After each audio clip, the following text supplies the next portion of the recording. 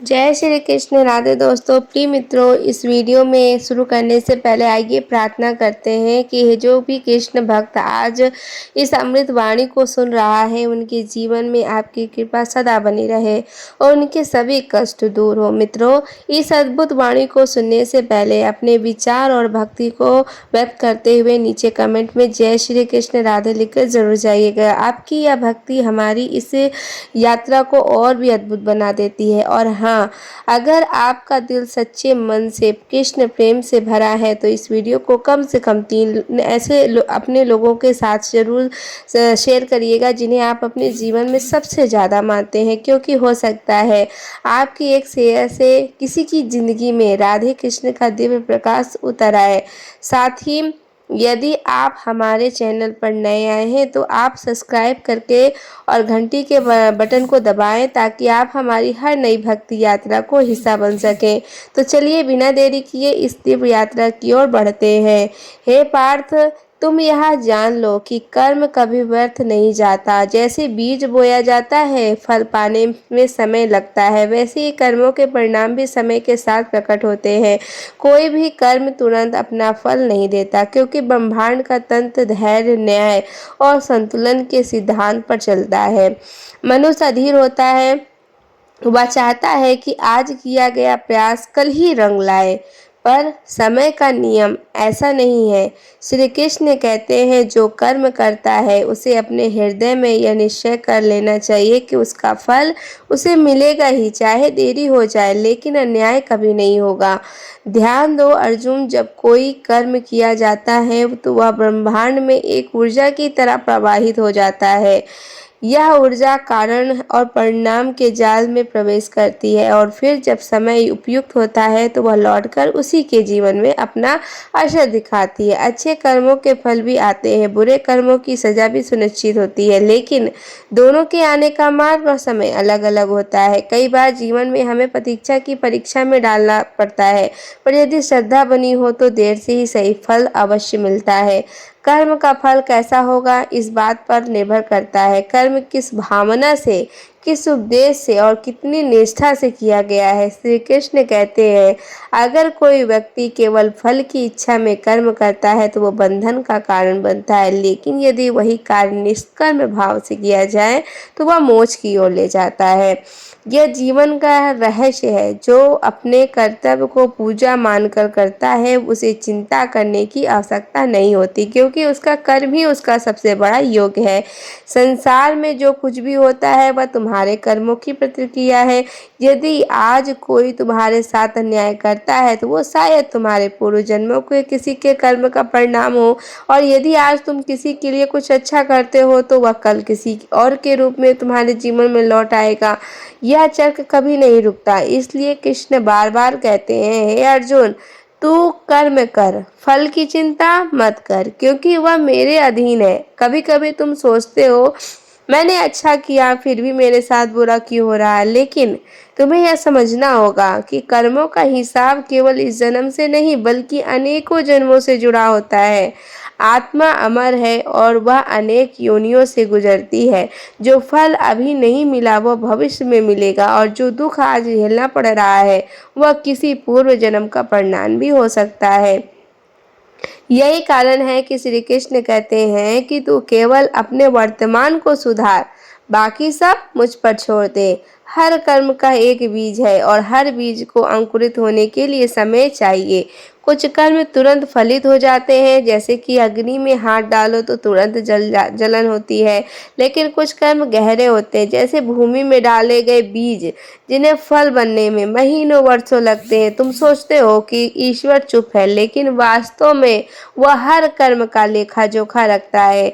जब समय आता है तब वह उस कर्म के अनुसार न्याय करता है। उस न्याय में कभी चूक नहीं होती। मनुष्य जब छल करता है, झूठ बोलता है या किसी को कष्ट देता है तो शायद उस क्षण उसे कुछ नजर ना आए, लेकिन भीतर ही भीतर उसका भविष्य बदल रहा है। और जब उसका समय आता है तब वह समझता है कि उसने जो बोया था वही अब काट रहा है। यही गीता का सार है। कर्म कभी किसी से पछता नहीं है और ना ही उसका फल टलता है। केवल समय ही उसका मार्गदर्शक होता है। कर्मों का फल कैसे मिलता है? वह कई रूपों में आता है, कभी रिश्तों के रूप में, कभी स्वास्थ्य के रूप में, तो कभी धन या प्रतिष्ठा के माध्यम से। आज किसी की सेवा करता है तो वह कल दूसरों का सम्मान पाता है। आज जो अपमानित करता है वह कल अकेला और तिरस्कृत होता है। यह जीवन का एक दर्पण की तरह है, जैसा तुम दोगे वैसा लौट कर पाओगे।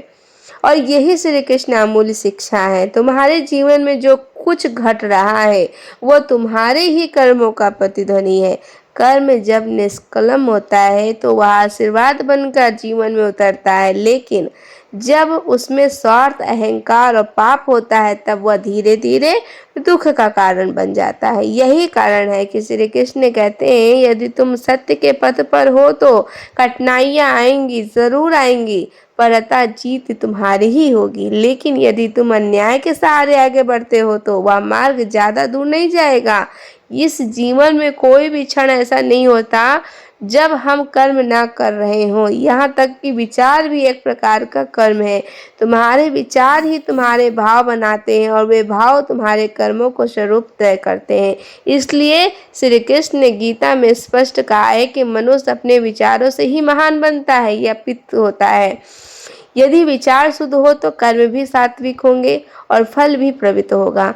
भविष्य में क्या होगा, क्या इस बात पर नहीं टिका है तुम कितनी पूजा करते हो, कितने व्रत रखते हो, बल्कि इस बात पर आधारित है कि तुम्हारे कर्म कितने ईमानदार हैं। सच्चे और निष्कलम कर्म ही असली भक्ति है, क्योंकि भगवान उसी को पसंद करते हैं जो कार्य में ईमानदारी और समर्पण दिखाता है। जो केवल शब्दों में भक्त है लेकिन कर्मों में अन्याय करता है वह कभी ईश्वर की कृपा नहीं पा सकता। श्री कृष्ण ने यह भी कहा है, जो व्यक्ति प्रतिदिन थोड़े थोड़े कर्मों को भी सजगता है करता है उसका जीवन धीरे धीरे प्रकाश में भर जाता है। क्योंकि परमात्मा को गति में श्रद्धा चाहिए, गति में विनम्रता नहीं चाहिए। तुम चाहे कितना भी छोटा काम करो, अगर वह सच्चाई से किया जाए तो उसका फल अमूल्य होगा। कर्म का फल तुम्हारी नीति से जुड़ा होता है और नीति कभी किसी का अपमान नहीं करती। जो सच्चाई के मार्ग पर चलता है, हे मानव, जब तुम यह सोचते हो कि तुम्हारे जीवन में न्याय नहीं हो रहा है, जब तुम्हारी मेहनत व्यर्थ लगने लगती है और जब तुम यह महसूस करते हो कि शायद इस संसार में अच्छाई का कोई मूल्य नहीं बचा, उसी क्षण याद करो कृष्ण को, क्योंकि वही जो सब देख रहा है, वही है जो हर सांस, हर भावना और हर आंसू की गवाही बनता है। वो कभी चुप नहीं रहता, बस उसकी चुप्पी ही तुम्हारे धैर्य की परीक्षा बनती है। कई बार जीवन तुम्हें ऐसे मोड़ पर ले आता है जहां हर रास्ता बंद लगता है, जहां कोई सहारा नहीं दिखाई देता और तुम थक जाते हो। अपने अच्छे कर्मों का बोझ उठाते उठाते तुम रोते हो, गिड़गिड़ाते हो, हे भगवान, मैं तो सच्चा रहा, फिर भी मुझे दुख क्यों मिला? तब श्री कृष्ण भीतर से उत्तर देते हैं कि हे प्रिय, तुम्हारा हर आंसू मेरे पास सुरक्षित है, तुम्हारे हर अच्छे कर्म का फल संचित हो रहा है। यह समय बीत जाएगा पर तुम्हारी सच्चाई सदा अमर रहेगी। ध्यान से सुनो, यह संसार तत्कालिक परिणाम नहीं देता। तुम्हें जब लगता है जब हार गए, बस तुम बचे हो, वहीं से तुम्हारी विजय का आरंभ होता है। जो व्यक्ति कर्म करते समय केवल फल के पीछे नहीं भागता, वह धीरे धीरे परमात्मा की कृपा के निकट पहुंचता है। श्री कृष्ण कहते हैं, जो मुझ में श्रद्धा रखता है और निडर होकर अपने धर्म का पालन करता है, उसके लिए मैं स्वयं मार्ग बनाता हूँ। तुम सोचते हो कि तुम्हारा कर्म छोटा है, शायद उसकी कोई कीमत नहीं होगी, लेकिन भगवान कभी कर्म के आकार को नहीं बल्कि उसकी भावना को देखते हैं। एक भूखे को एक रोटी देना, किसी दुखी के आंसू पोंछ देना, किसी अनजान की मदद कर देना, यह वह कर्म है जिनका फल तुम्हें तभी नहीं सदियों तक मिलता रहे। और जब तुम्हें लगे कि कोई देख रहा है तब समझ लेना ईश्वर सबसे गहरी दृष्टि से सब कुछ देख रहा है। चुपचाप कई बार तुम्हारे अच्छे कर्मों का फल देर से आता है ताकि तुम उसमें अहंकार ना पालो। ईश्वर चाहता है कि तुम्हारे भीतर नम्रता बनी रहे। वह तुम्हारे सफलता देखता है पर पहले तुम्हें सहनशील बनाता है। वह चाहता है कि जब तुम फल पाओ तो तुम्हारा हृदय विशाल हो, तुम वह फल दूसरों में बांट सको। इसलिए वह तुम्हारे कर्मों का फल तभी देता है जब तुम उसको संभालने योग्य बनो। यह जीवन केवल लेने के लिए नहीं है, देने के लिए भी है। और जब तुम बिना किसी अपेक्षा के कर्म करते हो, जब तुम यह जान कर भी किसी की मदद करते हो कि वह तुम्हें कभी धन्यवाद नहीं देगा, तब तुम वास्तव में ईश्वर के समीप होते हो। श्री कृष्ण कहते हैं कर्म तब दिव्य बनता है जब उसमें न कोई स्वार्थ, न कोई भय, बस प्रेम और श्रद्धा हो। सुनो, जब तुमसे अन्याय होता है और तुम फिर भी जवाब में न्याय करते हो, जब तुम्हारी आत्मा सबसे उज्जवल होती है, तुम्हारे उस क्षण को ब्रह्मांड तज कर देता है और वह फल तुम्हारे लिए उस फल की शुरुआत बनता है। कोई भी कष्ट, कोई भी तकलीफ व्यर्थ नहीं जाती जब तुम उसे भगवान के पर सहजते हो। श्री कृष्ण कहते हैं उस क्षण में तुम्हारे साथ होते हैं जब तुम सच्चाई के लिए अकेले खड़े होते हो। यही कारण है कि जब अर्जुन रणभूमि में हिम्मत हार गया था, तब कृष्ण ने उसे कर्म का रहस्य बताया। यदि तुम अपने कर्तव्य से पीछे हटोगे तो भविष्य तुझे कभी क्षमा नहीं करेगा, और यदि तू सच्चे भाव से लड़ेगा तो यह युद्ध केवल विजय नहीं, तेरा आत्मिक उत्थान बन जाएगा।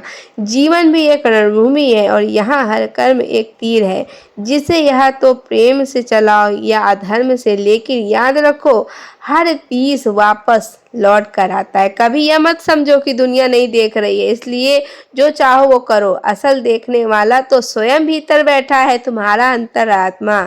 उससे कोई कर्म नहीं छिपता। जब तुम किसी दिल दुखाते हो वह भी एक कर्म है, और जब तुम किसी टूटे को सहजते हो तो वह भी एक कर्म है। फर्क बस इतना है कि पहला कर्म दुख बनकर लौटेगा और दूसरा सुकून बनकर। यदि तुम्हारा कर्म पवित्र है, उसका फल तुम्हें तभी मिलेगा जब वह तुम्हारे लिए सर्वोत्तम होगा। ईश्वर कभी तुम्हारे जीवन में कुछ जल्दी नहीं देता, वह सब कुछ सही समय पर देता है। जो लोग धैर्य रखते हैं, जो अपने कर्मों पर अटिग रहते हैं, वह सब पाते हैं जो उनका होता है और उससे भी अधिक। श्री कृष्ण कहते हैं मेरा भक्त यदि सच्चे मन से कर्म करता है तो मैं स्वयं उसके मार्ग की बाधाएं हटाता हूँ। हे साधक, तुम्हारे कर्म ही तुम्हारी आत्मा का पहचान है। तुम जो करते हो वही तुम्हारे भीतर गूंजता है, वही तुम्हारी ऊर्जा बनता है और वही तुम्हारे अगले पड़ाव तक ले जाता है। श्री कृष्ण स्पष्ट कहते हैं कि प्रत्येक आत्मा अपनी यात्रा में उसी मार्ग पर आगे बढ़ती है जिसे उसके कर्म की नियमित किया जाए। इसलिए जब तुम यह जान लो कि तुम्हारे कर्म ही तुम्हारा मार्ग है, तो फिर तुम्हें दिशाहीन होने का भय कभी नहीं रहेगा। कर्मों का फल केवल सुख या दुख नहीं होता, बल्कि यह आत्मा की परमात्मा पे वक्त बदलता है। जब कोई व्यक्ति कष्ट सहकर भी सत्य का अडिग रहता है तो वह केवल कर्म फल नहीं कमा रहा होता है, वह अपने चित्त को शुद्ध कर रहा होता है। और जब चित्त निर्मित हो जाता है तब आत्मा स्व से एकाकार होने का योग बन जाती है। यही वह गहराई है जिसे श्री कृष्ण ने गीता में कहा है कि कर्म में भी आत्मा को देखता है, वही वास्तव में ज्ञानी है। परंतु यह मार्ग आसान नहीं। तुम्हें लगेगा कि दुनिया तो छल से आगे बढ़ रही है, वो लोग झूठ बोलकर सफल हो रहे हैं और तुम सत्य के मार्ग पर ठहर कर पीछे छूट रहे हो। उस समय तुम्हारा आत्मन डगमगाएगा, लेकिन श्री कृष्ण की वाणी तुम्हें स्मरण दिलाएगी कि धैर्य रखो, क्योंकि अधर्म की गति तेज जरूर होती है लेकिन वह बहुत दूर तक नहीं जाती। धर्म की गति धीमी होती है पर लेकिन वह सदैव कर्तव्य तक पहुंचती है। जब तुम्हें अपने कर्मों का फल का इंतजार लंबा लगने लगे तो एक पल रुक जाओ, यह सोचो कि शायद भगवान तुम्हारे फल को और सुंदर बना रहा हो।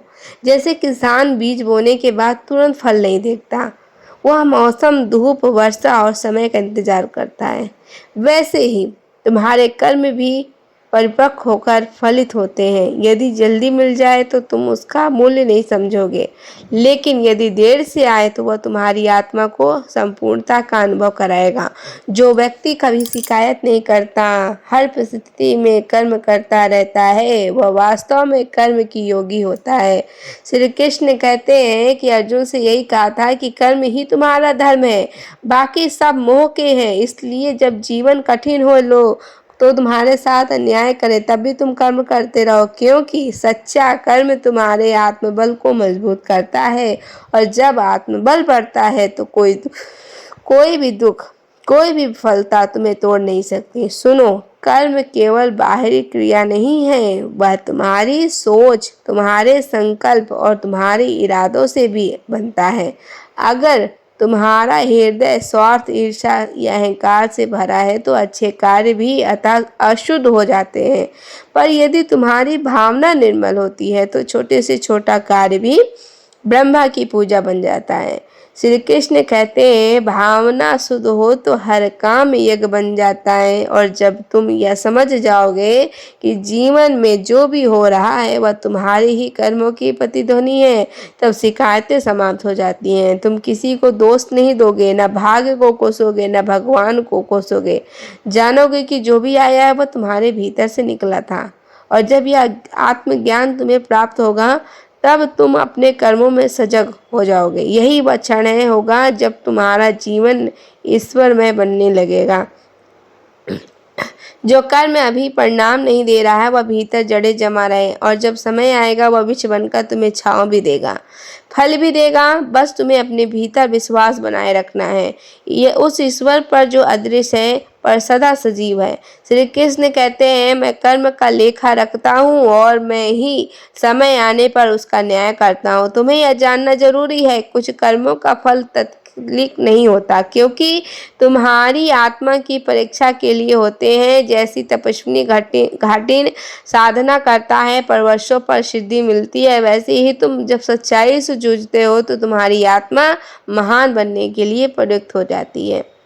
और यह प्रयुक्तता ही तुम्हें उन ऊंचाइयों तक ले जाती है जहाँ केवल गिने चुने पहुँचते हैं। आत्मा में तुम्हारी हृदय शुद्ध, कर्म सच्चे हैं और मन में श्रद्धा है तो तुम्हें कोई रोक नहीं सकता।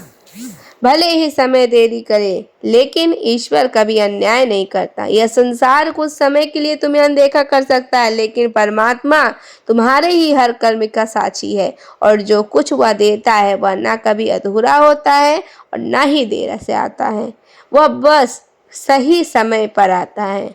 हे प्राणी, तुम्हारा हर कर्म चाहे वह बहुत सूक्ष्म क्यों ना हो, ईश्वर के न्याय से बच नहीं सकता। कई बार तुम सोचते हो कि तुमने किसी के साथ अन्याय किया है और वह भूल गया। समय बीत गया, लेकिन समय कभी भूलता नहीं है।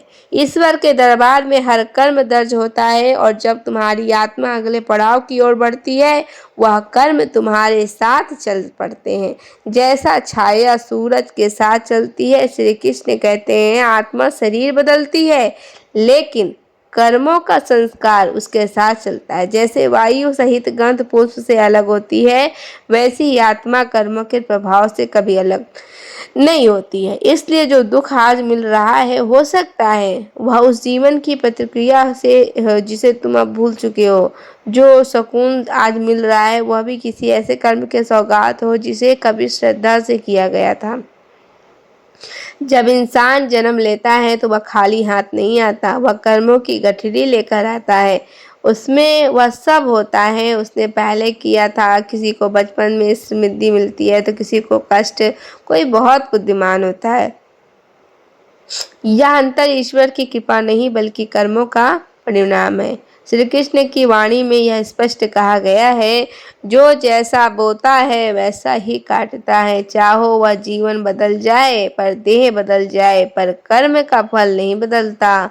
इसलिए जब तुम यह समझ जाओगे कि तुम्हारे कर्मों का फल अगले जन्म तक चलता है तब तुम सशक्त हो जाओगे, और तब तुम यह सोचकर कोई बुरा काम नहीं करोगे। कोई देख नहीं रहा, कोई क्योंकि देख तो रहा है वह परमात्मा जो तुम्हारी आत्मा का भी स्वामी है, और वह तुम्हें अगले जीवन में भी वही देगा जो तुमने इस जीवन में बोया है। मनुष्य जब कोई अच्छा कार्य करता है तो वह केवल अपने वर्तमान को नहीं सुधारता, वह अपने भविष्य को रोशन करता है, और जब वह कोई पाप करता है तो वह अपने ही आने वाले कल को अंधेरे में ढकेल देता है। यही कारण है कि कृष्ण अर्जुन से कहते हैं कि युद्ध धर्म के लिए वह पवित्र होता है, लेकिन जो कर्म स्वार्थ, भय और या क्रोध से किया जाए वह बंधन बन जाता है।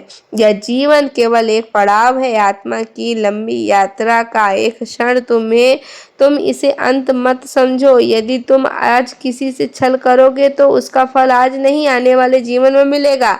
यदि आज तुम किसी की मदद करोगे तो वह मदद एक ऐसी ऊर्जा बन जाएगी, हर जन्म में तुम्हारे साथ सुरक्षा के रूप में चलेगी। यह नियम अटल है, यह गीता का सार है।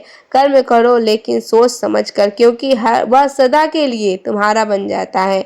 अब सोचो, अगर कर्मों का फल आने वाले जीवन तक साथ चलता तो क्यों ना आज ही अपनी आत्मा को प्रवृत्त कर लिया जाए। क्यों ना ऐसे कर्म किए जाएं जो जीवन के हर पड़ाव में सहारा बने। जब तुम किसी गरीब को अन्न देते हो, जब किसी उदास को मुस्कान देते हो, जब किसी टूटे को सहारा देते हो, जब तुम केवल एक क्षण नहीं बल्कि आने वाले जन्मों को भी सुख से भर रहे होते हो। परंतु यदि तुम यह सोचकर भी कर्म करने लगोगे तो फल मिलेगा तो, और निष्कर्म नहीं होगा। श्री कृष्ण यह बात बार बार कहते हैं कि जो केवल फल के लिए कार्य करता है वह बंध जाता है, लेकिन जो कर्तव्य को भगवान की सेवा मानकर करता है वह मुक्त हो जाता है। इसलिए तुम कर्म करो, जैसे पूजा करते, श्रद्धा से, समर्पण से, निस्वार्थ से, भाव से, तभी उसका फल ईश्वर की कृपा के रूप में लौटेगा।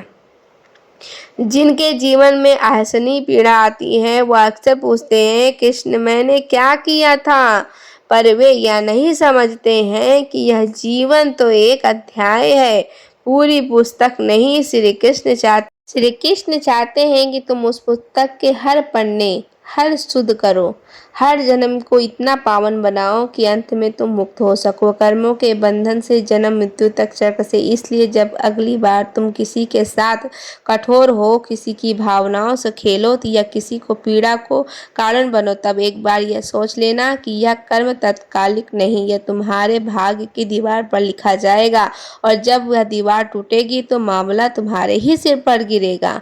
लेकिन यदि तुम क्षमा करोगे, सेवा करोगे, सच्चाई से जियोगे तो यह संसार ही नहीं ईश्वर भी तुम्हें नमन करेगा।